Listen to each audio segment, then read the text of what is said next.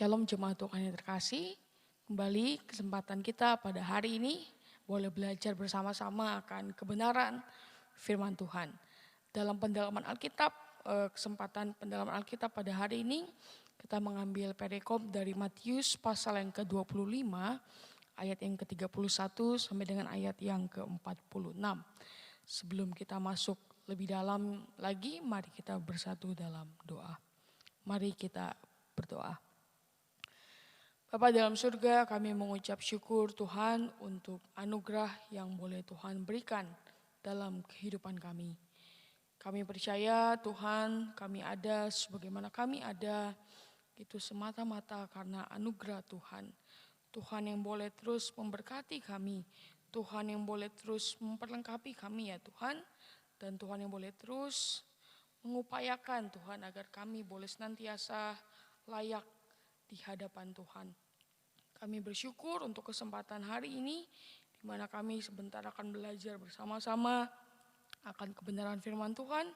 Kiranya Tuhan yang menuntun kami, Tuhan yang menolong kami, supaya kami dapat memahami apa yang mau Tuhan sampaikan bagi kami pada hari ini. Berkati kami semua, berkati hamba-Mu Tuhan, dalam keterbatasannya, biar kiranya kebenaran firman Tuhan itu boleh tertanam dalam setiap hati kami dan kami boleh belajar melakukannya dalam kehidupan kami.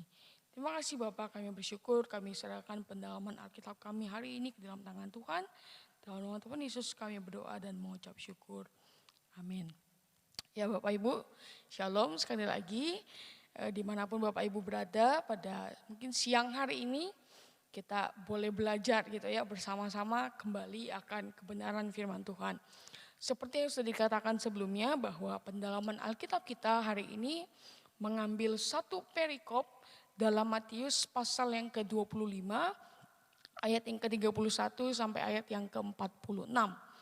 Matius pasal yang ke-25 ayat yang ke-31 sampai dengan ayat yang ke-46. Saya akan bacakan bagi jemaat Tuhan yang terkasih. Penghakiman terakhir. Apabila Anak Manusia datang dalam kemuliaannya dan semua malaikat bersama-sama dengan Dia, maka Ia akan bersemayam di atas tata kemuliaannya. Lalu semua bangsa akan dikumpulkan di hadapannya, dan Ia akan memisahkan mereka seorang dari seorang, sama seperti gembala memisahkan domba dari kambing. Dan Ia akan menempatkan domba-domba di sebelah kanannya, dan kambing-kambing di sebelah kirinya. Dan raja itu akan berkata kepada mereka yang di sebelah kanannya, "Mari, hai kamu yang diberkati oleh Bapa-Ku, terimalah kerajaan yang telah disediakan bagimu sejak dunia dijadikan. Sebab ketika aku lapar, kamu memberi aku makan, ketika aku haus, kamu memberi aku minum. Ketika aku seorang asing, kamu memberi aku tumpangan. Ketika aku telanjang, kamu memberi aku pakaian. Ketika aku sakit, kamu melawat aku. Ketika aku di dalam penjara, kamu mengunjungi aku." Maka orang-orang benar itu akan menjawab Dia, katanya, "Tuhan, bila manakah kami melihat Engkau lapar dan kami memberi Engkau makan, atau haus dan kami memberi Engkau minum? Bila manakah kami melihat Engkau sebagai orang asing dan kami memberi Engkau tumpangan, atau telanjang dan kami memberi Engkau pakaian? Bila manakah kami melihat Engkau sakit atau dalam penjara dan kami mengunjungi Engkau?" Dan raja itu akan menjawab mereka, "Aku berkata kepadamu, sesungguhnya segala sesuatu yang kamu lakukan untuk salah seorang dari saudaraku yang paling hina ini, kamu telah melakukannya untuk aku." Dan Ia berkata juga kepada mereka yang di sebelah kirinya, "Nyalah dari hadapanku, hai kamu orang-orang terkutuk.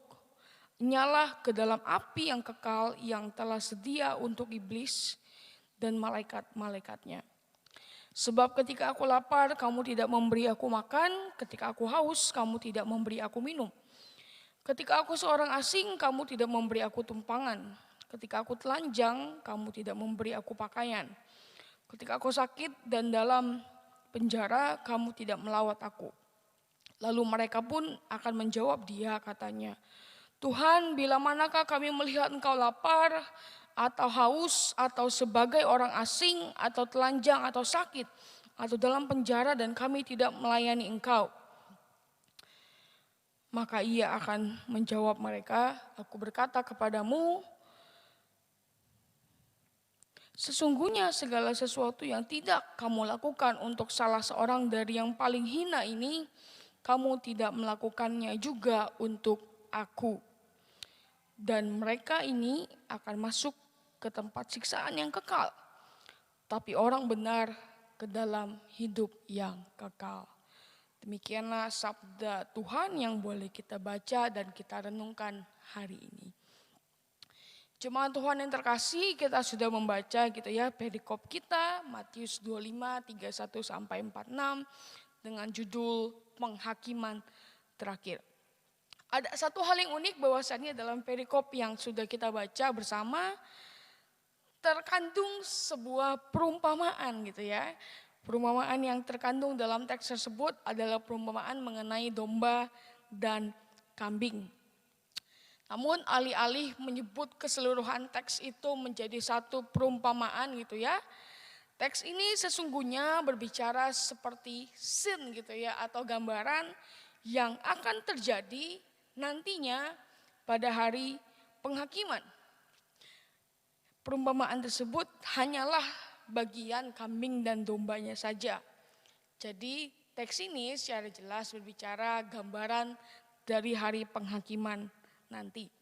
Nah, kalau kita bisa preview teks ini secara keseluruhan, maka teks ini sekali lagi berbicara mengenai gambaran seperti ini. Mungkin Tuhan akan bertanya kepada seluruh bangsa gitu ya, kepada manusia demi manusia, akan apa saja yang telah mereka perbuat, apa saja yang mereka telah pertanggungjawabkan untuk kesempatan atau anugerah yang Tuhan telah berikan dalam kehidupan mereka. Dan pada hari penghakiman itu mereka akan diadili seperti itu. Jemaat Tuhan, satu hal lagi yang boleh kita dapatkan di sini bahwasannya teks ini juga merupakan satu wejangan gitu ya, nasihat terakhir yang diberikan oleh Yesus kepada murid-muridnya. Karena sesudah ini ia akan memulai serangkaian penderitaannya. Dimulai dari pasal 26 nanti kita akan melihat bagaimana Yesus gitu ya, mulai akan dikhianati dan sebagainya. Oleh karena itu Bapak Ibu, karena ini merupakan satu hal yang sangat penting, ini merupakan wejangan sekali lagi dan hal ini menjadi penting dan krusial. Jadi teks ini merupakan satu konklusi akhir dari setiap pengajaran atau ajaran-ajaran yang telah diajarkan oleh Tuhan Yesus kepada murid-muridnya ataupun kepada semua orang yang datang gitu ya untuk mendengarkan dia ketika ia mengajar. Kembali kepada penjelasan sebelumnya bahwa teks ini berbicara mengenai gambaran akan hari penghakiman nanti. Di sini Yesus berbicara akan gambaran dari hari penghakiman, di mana penghakiman tersebut akan berlaku bagi semua bangsa, bukan hanya kepada satu golongan tertentu. Sekali lagi, seperti yang telah dikatakan sebelumnya, pada hari inilah manusia, kita semua gitu ya, akan mempertanggungjawabkan akan kehidupan yang kita jalani. Hari itu merupakan hari ketetapan di mana sebagian orang akan menerima apa yang baik dari Tuhan, sebagian orang akan dicampakkan. Untuk itu, untuk kita boleh melihat lebih jauh lagi, kita akan melihatnya ayat demi ayat mungkin atau dalam satu ide pikiran gitu yang terkandung dalam perikop ini. Kita mulai dari ayat yang ke-31, jemaat Tuhan. Saya bacakan sekali lagi. Apabila Anak Manusia datang dalam kemuliaannya dan semua malaikat bersama-sama dengan dia, maka ia akan bersemayam di atas tata kemuliaannya. Ayat 31 kita sudah membaca bersama-sama. Satu hal yang amat menarik yang boleh kita lihat dalam ayat yang ke-31, ada penggunaan gitu ya, istilah atau mungkin lebih enak disebut frasa.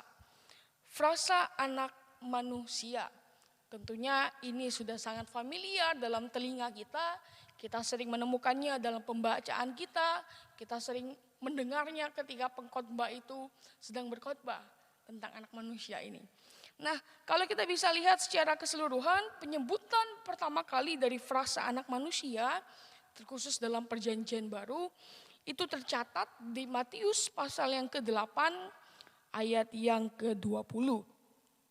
Dan kalau dijumlahkan keseluruhan dalam kitab Matius, maka frasa anak manusia tercatat sebanyak 30 atau 31 kali. Nah, Leon Morris dari bukunya Teologi Perjanjian Baru gitu ya, merincikan sebanyak 6 atau 7 kali frasa ini digunakan untuk menunjukkan misi yang Yesus lakukan. Lalu 10 kali itu menunjukkan bagaimana ia ditolak dan ia harus menderita. Dan 14 kali itu ditunjukkan untuk kemuliaan Tuhan. Frasa anak manusia itu sendiri kita bisa melihat ia memiliki satu latar belakang atau background gitu ya dari perjanjian lama. Di dalam perjanjian lama frasa anak manusia tercatat dalam kitab Yehezkiel dan juga ya yang sangat familiar Daniel pasal yang ke-7 ayat yang ke-13. Kalau kita melihat Bapak Ibu para ahli teologi atau teolog-teolog itu sependapat. Para ahli teologi itu berpendapat bahwasannya frasa anak manusia yang terdapat dalam kitab Yehezkiel itu bukan merujuk kepada satu sosok yang spesial, melainkan itu diartikan kepada seorang manusia biasa. Atau mungkin ini juga digunakan untuk menyebut Nabi Yehezkiel itu sendiri.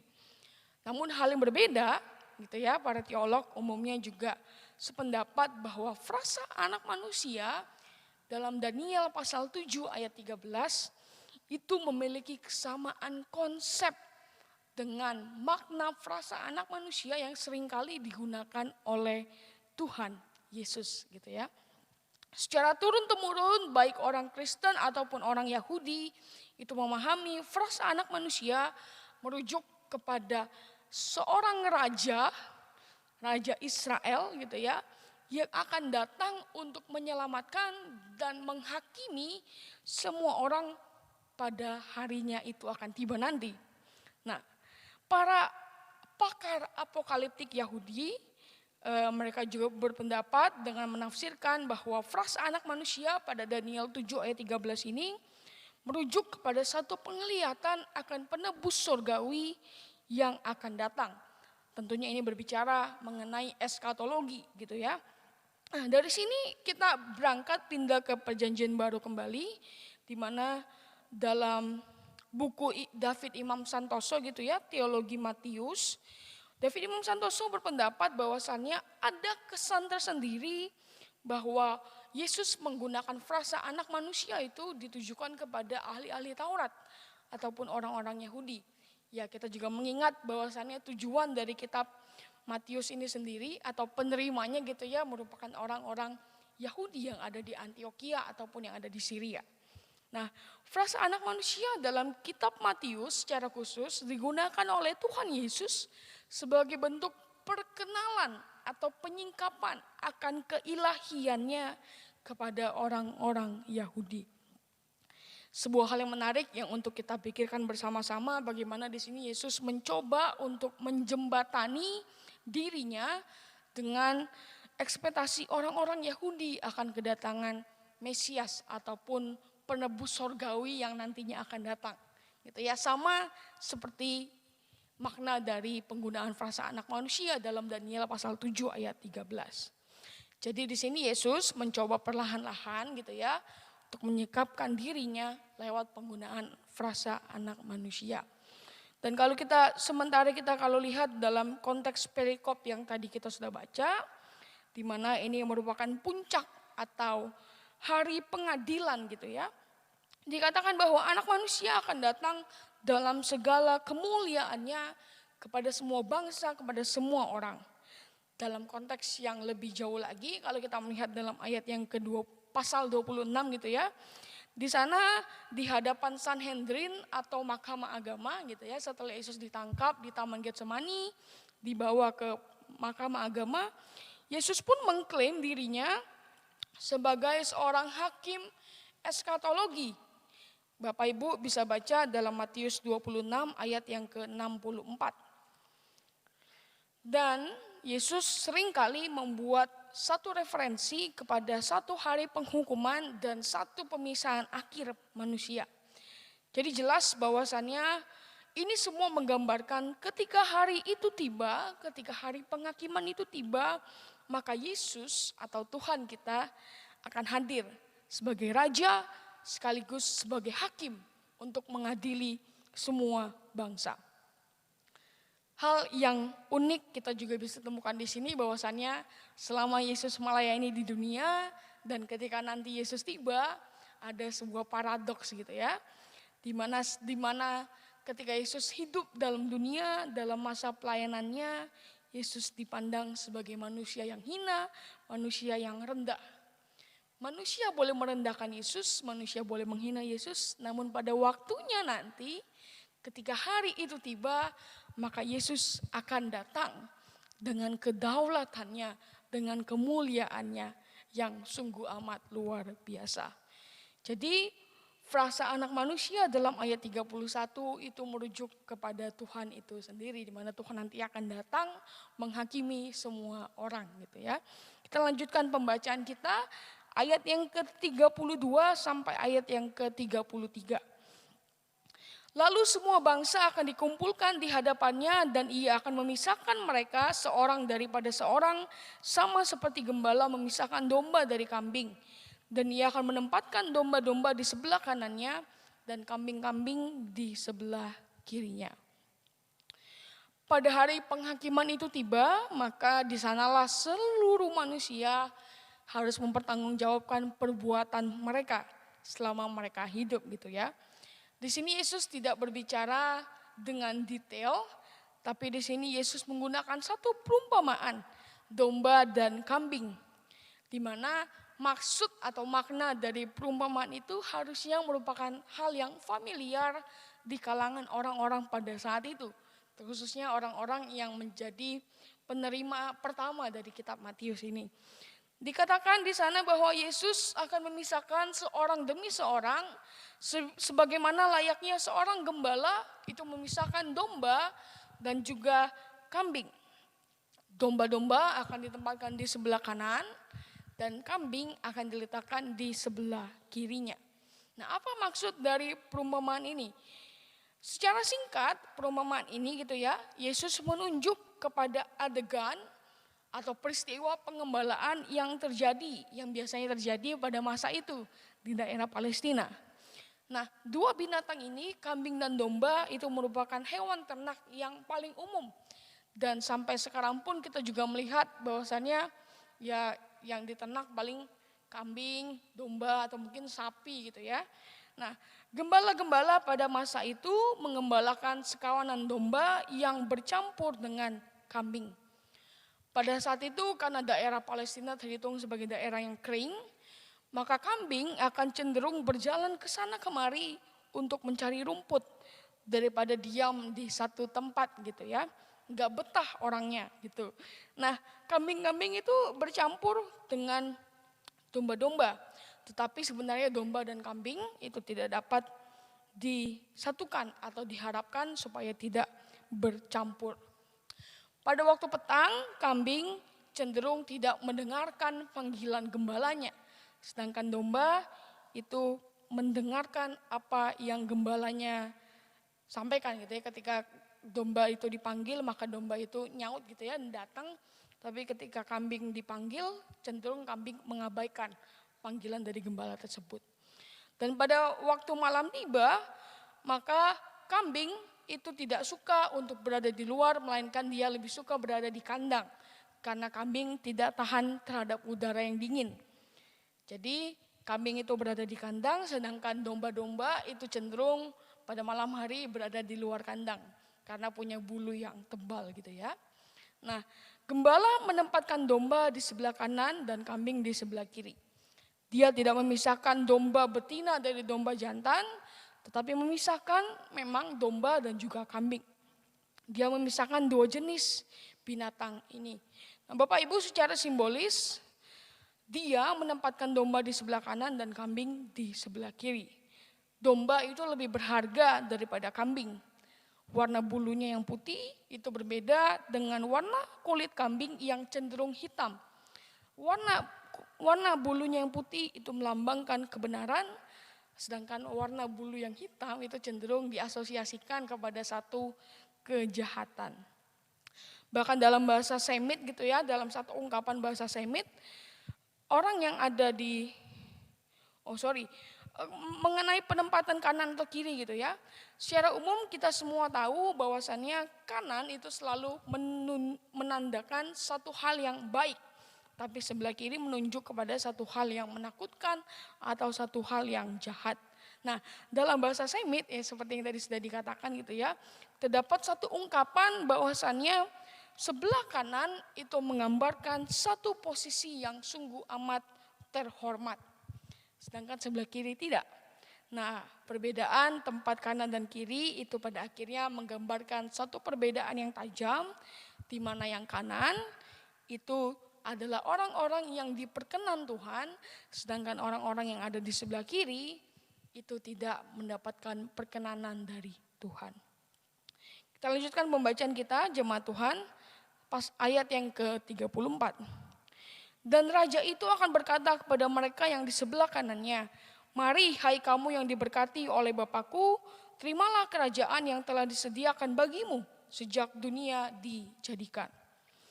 Raja yang disebut dalam ayat ini itu adalah sang anak manusia itu sendiri atau Tuhan Yesus. Seperti yang tadi kita sudah belajar bersama-sama dalam ayatnya yang ke-31. Kepada golongan domba atau kepada mereka yang ada di sebelah kanan, yaitu orang-orang yang mendapatkan perkenanan Tuhan, maka sang raja itu mengundang mereka, "Mari kamu," gitu ya. "Mari hai kamu yang diberkati oleh Bapakku." Ungkapan ini merujuk kepada posisi golongan yang disebut domba ini atau orang-orang yang mendapatkan perkenanan Tuhan, di mana mereka sekali lagi diberkati oleh Tuhan. Para domba-domba ini akan menerima berkat kerajaan yang sudah dipersiapkan sebelumnya. Nah, berkat kerajaan ini berarti kita diperkenan oleh Tuhan untuk menjadi bagian dari kerajaan Allah itu sendiri, di mana kerajaan Allah itu telah disiapkan bagi mereka. Inilah satu anugerah yang boleh mereka terima dari Tuhan untuk menjadi kaum pilihan Tuhan dan menjadi bagian dari kerajaan Allah. Patut diingat jemaat Tuhan yang terkasih bahwasannya posisi mereka dalam kerajaan ini, posisi mereka untuk mereka boleh diundang masuk dalam kerajaan ini bukan didapatkan melalui perbuatan mereka, namun semata-mata ini merupakan anugerah atau perkenanan Tuhan. Nah, hal ini akan menjadi lebih jelas lagi ketika kita masuk dalam ayat 35 sampai ayat yang ke-40. Saya bacakan ayat 35 sampai ayat yang ke-40. "Sebab ketika aku lapar, kamu memberi aku makan. Ketika aku haus, kamu memberi aku minum. Ketika aku seorang asing, kamu memberi aku tumpangan. Ketika aku telanjang, kamu memberi aku pakaian. Ketika aku sakit, kamu melawat aku. Ketika aku di dalam penjara, kamu mengunjungi aku." Maka orang-orang benar itu akan menjawab dia, katanya, "Tuhan, bila manakah kami melihat engkau lapar dan kami memberi engkau makan? Atau haus dan kami memberi engkau minum? Bila manakah kami melihat engkau sebagai orang asing dan kami memberi engkau tumpangan? Atau telanjang dan kami memberi engkau pakaian? Bila manakah kami melihat engkau sakit atau dalam penjara dan kami mengunjungi engkau?" Dan raja itu akan menjawab mereka, "Aku berkata kepadamu, sesungguhnya segala sesuatu yang kamu lakukan untuk salah seorang dari saudaraku yang paling hina ini, kamu telah melakukannya untuk aku." Bapak Ibu yang terkasih, jemaat Tuhan, ayat 35 sampai 40 gitu ya. Bagian ini berbicara mengenai perbuatan yang mereka lakukan selama mereka hidup. Mereka ini orang-orang yang berada di sebelah kanan gitu ya. Namun sekali lagi patut untuk kita ingat terus-menerus bahwasannya perbuatan mereka gitu ya, bukan karena perbuatan mereka layak untuk mendapat bagian dalam kerajaan Allah. Karena sekali lagi itu adalah anugerah Tuhan. Nah, perbuatan yang mereka lakukan adalah bukti, patut dicatat gitu ya. Perbuatan yang mereka lakukan adalah bukti bahwa Allah itu turut bekerja dalam diri mereka. Nah, di sini terdapat 6 pekerjaan atau 6 perbuatan gitu ya. Ada ketika aku lapar engkau memberi aku makan dan sebagainya. Tadi sesuai yang tadi kita sudah baca. Sekali lagi 6 hal tersebut saya rangkumkan saja: kelaparan, haus, asing, telanjang, kesakitan, dan penjara. 6 hal ini adalah hal-hal yang dipandang remeh, hal-hal yang dipandang tidak penting, hal-hal yang dipandang hina pada masa itu. Nah, 6 hal ini merupakan satu hal yang dianggap sekali lagi hina oleh orang-orang Palestina pada masa itu.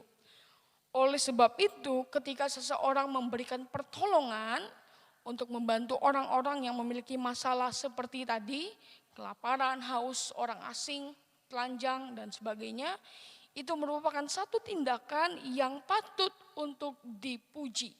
Satu tindakan yang luar biasa karena tidak semua orang mampu melakukan hal tersebut. Nah, yang menarik di sini Bapak Ibu Saudara sekalian, bahwasannya setiap tindakan dari orang-orang yang di sebelah kanan tadi itu merupakan perbuatan kasih dan belas kasih mereka yang tanpa mereka sadari mereka perbuat itu bagi Tuhan. Inilah sebuah refleksi dari ayat yang ke-37 sampai dengan 39. Ayat 37 sampai 39 itu menggambarkan bagaimana orang-orang yang ada di sebelah kanan gitu ya, penuh dengan kebingungan sekaligus juga terkejut gitu ya atas apa yang telah mereka lakukan. Mereka tidak menyadari bahwa apa yang telah mereka perbuat kepada orang-orang yang tadi, orang-orang yang haus, orang-orang yang lapar gitu ya, itu adalah perbuatan yang mereka lakukan bagi Tuhan. Nah, tentunya hal ini memberikan kita satu indikasi bahwasannya perbuatan baik yang mereka lakukan itu merupakan anugerah yang Tuhan berikan bagi mereka. Sekali lagi, bukti bahwa Tuhan turut bekerja dalam setiap kehidupan mereka. Gitu ya. Jadi berkat kerajaan atau keselamatan yang mereka terima tidak didasarkan pada perbuatan mereka, karena mereka pun sebenarnya bingung. Gak paham gitu. Itu menjadi satu bukti bahwa Tuhan bekerja dalam hidup mereka. Nah, dalam ayat 37 sampai 39, orang-orang tersebut mengalami kebingungan karena mereka tidak merasa melakukan hal tersebut untuk Tuhan. Perhatikan ayat yang ke-40, jemaat Tuhan yang terkasih. Di sana Yesus menjawab bahwa setiap perbuatan yang mereka lakukan itu juga berarti bahwa mereka melakukannya untuk saudaranya. Nyanya besar, saudara dari Tuhan itu sendiri. Siapakah saudaranya yang hina itu? Disebutkan ayat 40, saudaranya yang hina. Siapakah mereka? Saudaranya Tuhan, ada banyak pandangan gitu ya. Saudaranya Tuhan adalah orang-orang yang kerap kali dipandang sebagai orang-orang yang tidak penting, orang-orang yang dipandang remeh, orang-orang yang tidak dipedulikan pada masa itu. Maka perbuatan baik yang diberikan bagi mereka itu juga merupakan perbuatan yang dikerjakan bagi Tuhan. Ada juga pandangan yang berpendapat bahwasannya saudaranya Tuhan itu merupakan murid-murid dari Tuhan itu sendiri. Karena dalam berbagai kesempatan kita bisa jumpai bahwa Yesus menyebut murid-muridnya sebagai saudaranya. Dan beberapa kali kesempatan pun murid-murid ini juga menjadi orang-orang yang mengalami masalah-masalah tersebut. Ketika murid-murid diutus oleh Tuhan untuk pergi ke berbagai kota gitu ya. Kelaparan, kehausan, dan lain-lain. Namun tidak berarti bahwasannya ketika saudaranya itu hanya murid-murid Tuhan, bukan berarti perbuatan baik kita hanya lakukan kepada murid-muridnya Tuhan saja.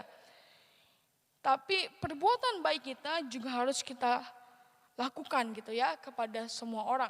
Karena kalau kita melakukan perbuatan baik hanya kepada murid-murid Tuhan atau mungkin pengikut-pengikut Tuhan sekarang, berarti kita juga mengabaikan atau tidak memperhatikan mereka yang belum percaya kepada Tuhan.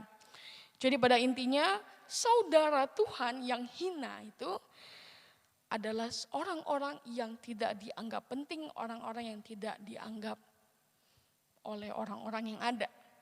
Dan kita gitu ya harus memberikan mereka kasih, memberikan mereka belas kasih kita dan memperhatikan mereka. Semua orang harus mendapatkan belas kasih dan perhatian dari setiap kita. Terkhusus kita yang telah diberikan anugerah oleh Tuhan. Gitu ya. Nah, kita lanjutkan ayat yang ke-41 sampai ayat yang ke-45. Dan ia akan berkata juga kepada mereka yang di sebelah kirinya, "Enyalah dari hadapanku, hai kamu orang-orang terkutuk. Enyalah ke dalam api yang kekal yang telah sedia untuk iblis dan malaikat-malaikatnya. Sebab ketika aku lapar, kamu tidak memberi aku makan. Ketika aku haus, kamu tidak memberi aku minum. Ketika aku seorang asing, kamu tidak memberi aku tumpangan. Ketika aku telanjang, kamu tidak memberi aku pakaian. Ketika aku sakit dalam penjara, kamu tidak melawat aku." Lalu mereka pun akan menjawab dia katanya, "Tuhan, bila manakah kami melihat engkau lapar atau haus atau sebagai orang asing atau telanjang atau sakit atau dalam penjara dan kami tidak melayani engkau?" Maka ia akan menjawab mereka, "Aku berkata kepadamu, sesungguhnya segala sesuatu yang tidak kamu lakukan untuk salah seorang dari yang paling hina ini, kamu tidak melakukannya juga untuk aku." Inilah sebuah paradoks antara mereka yang berada di sebelah kanan dan mereka yang berada di sebelah kiri. Jika mereka yang di sebelah kanan mendapat ajakan, mari gitu ya, untuk masuk menjadi bagian dalam kerajaan Allah, maka mereka yang di sebelah kiri itu justru diusir dan disebut sebagai orang-orang yang terkutuk. Di sini Yesus kembali memaparkan gitu ya 6 perbuatan yang dikerjakan oleh mereka yang berada di sebelah kanan. Dan satu hal yang unik, respon yang sama juga ditunjukkan oleh mereka yang berada di sebelah kiri. Dengan penuh keterkejutan dan kebingungan gitu ya. Mereka tidak tahu menahu akan sikap mereka yang tidak mempedulikan orang-orang yang tidak penting itu. Mereka tidak menyadari akan kegagalan mereka dalam melayani orang-orang yang membutuhkan. Pada intinya melayani mereka yang membutuhkan, mereka yang hina, mereka yang dipandang remeh, itu merupakan satu hal yang penting di hadapan Tuhan. Orang-orang yang berada di sebelah kiri adalah orang-orang yang terlalu sibuk dengan kepentingan mereka sendiri sehingga mereka pun mengabaikan orang-orang lain. Terutama orang-orang yang membutuhkan kasih mereka, membutuhkan belas kasihan mereka. Mereka tidak meresponi anugerah yang telah Tuhan berikan dalam hidup mereka. Orang-orang yang berada di sebelah kiri adalah orang-orang yang egois, individualis, dan orang-orang yang tamak. Inilah yang dibenci oleh Tuhan. Tuhan tidak mengajarkan kita untuk kita menjadi tamak, untuk kita menjadi egois. Tapi Tuhan mengajak kita gitu ya, untuk bersama-sama melayani. Memberikan anugerah yang telah kita terima dan kita berikan itu kepada orang lain. Gitu. Jadi ketika kita egois, ketika kita individualis, ketika kita tamak, itu merupakan satu hal yang dibenci oleh Tuhan dan sekaligus tidak mendapat perkenanan Tuhan. Nah, sebelum masuk dalam ayat terakhir, kita dapat melihat konklusi dari perumpamaan kambing dan domba ini, serta gambaran akan hari penghakiman nanti. Tuhan Yesus di sini menggunakan perumpamaan tentang pemisahan domba dan kambing untuk mengatakan kepada murid-muridnya bahwa mereka memiliki satu misi yang sama kepada semua bangsa di dunia ini. Bahwa nasib manusia itu ditentukan oleh cara mereka memperlakukan sesama mereka. Bagaimana mereka dapat meresponi anugerah yang telah mereka terima dalam kehidupan mereka. Ketahuilah Bapak Ibu ketahuilah Bapak Ibu, ketika Tuhan memberikan kita anugerah dan kita meresponi hal tersebut, maka Allah juga turut bekerja dalam hidup kita. Tapi ketika kita egois, ketika kita tamak, ketika kita serakah gitu ya, Allah gak suka dan Allah benci hal tersebut. Yang terakhir, ayat yang ke-46. Dan mereka ini akan masuk ke tempat siksaan yang kekal, tetapi orang benar ke dalam hidup yang kekal. Inilah yang menjadi keputusan daripada penghakiman itu sendiri gitu ya. Ketika di tok tok tok, maka ini yang mereka dapatkan. Sebelah kanan gitu ya, masuk dalam hidup yang kekal, hidup yang enak gitu ya. Mungkin bisa dikatakan enak, menjadi bagian dari kerajaan Allah. Hal yang amat istimewa gitu ya. Sedangkan orang-orang yang berada di sebelah kiri, masuk dalam tempat siksaan yang kekal. Ini satu keputusan akhir yang tidak bisa diubah oleh siapapun juga. Bagian ini menunjukkan keputusan untuk kedua belah pihak, baik yang di kanan maupun juga yang di kiri. Orang benar akan menikmati kepenuhan dari kehidupan kekal itu sendiri. Masuk dalam dan menjadi bagian dalam kerajaan Allah. Sedangkan orang-orang yang tidak berkenan di hadapan Allah, masuk dalam api kekal di mana mereka akan menderita selama-lamanya. Bapak Ibu terkasih, jemaat Tuhan gitu ya. Sekian pembahasan kita pada hari ini. Sekali lagi seperti yang dikatakan di awal bahwasannya ini yang menjadi wejangan terakhir atau nasihat dari Tuhan sebelum ia menjalani serangkaian penderitaannya. Yesus meninggalkan murid-muridnya dengan satu pengajaran yang sangat penting. Sekali lagi Bapak Ibu, kiranya kita juga boleh menerima wejangan ini dengan sikap hati yang terbuka, yang mau belajar untuk kita boleh meresponi anugerah Tuhan dalam diri kita. Dengan cara bersikap baik, mementingkan kepentingan orang lain, terutama kepada mereka yang membutuhkan, serta peduli gitu ya pada sesama kita. Namun perlu diingat bahwasannya hendaklah kita melakukan hal tersebut disertai dengan motivasi yang benar. Sebab sekali lagi keselamatan kita tidak dapatkan berdasarkan perbuatan baik kita. Namun itu semata-mata oleh karena anugerah Tuhan. Mari responi anugerah yang telah Tuhan berikan dalam hidup kita dengan cara kita juga peduli akan sesama kita. Mari kita bersatu dalam doa. Kami mengucap syukur Tuhan untuk kesempatan hari ini di mana kami boleh belajar akan kebenaran firman Tuhan. Satu hal yang penting yang Tuhan tinggalkan bagi kami, sebuah warisan yang harus kami lakukan ya Tuhan. Di mana kami meminta bimbingan Tuhan, untuk kami juga boleh memperdulikan orang-orang yang membutuhkan belas kasihan. Orang-orang yang dianggap remeh, orang-orang yang dianggap hina, itulah orang-orang yang menjadi bagian dalam setiap kehidupan kami. Biar kiranya Tuhan yang menopang kami, Tuhan yang membantu kami ya Tuhan. Ketika hari-hari penghakiman itu tiba, maka kami dapat mempertanggungjawabkan setiap perbuatan yang kami lakukan. Di mana kami pun mau diajak Tuhan untuk masuk menjadi bagian dari kerajaan Allah. Kami belajar Tuhan, ini merupakan satu hal yang sulit, tapi kami mau bahwa untuk mengajak Roh Kudus bekerja dalam diri kami, biar kiranya Tuhan yang terus menyempurnakan kami boleh memiliki karakter seperti Engkau ya Tuhan. Berkati kami Tuhan yang telah belajar akan kebenaran firman-Mu pada hari ini, biar kiranya kebenaran Tuhan akan terus tertanam dalam hati kami, dan kami boleh melakukannya dalam hidup kami.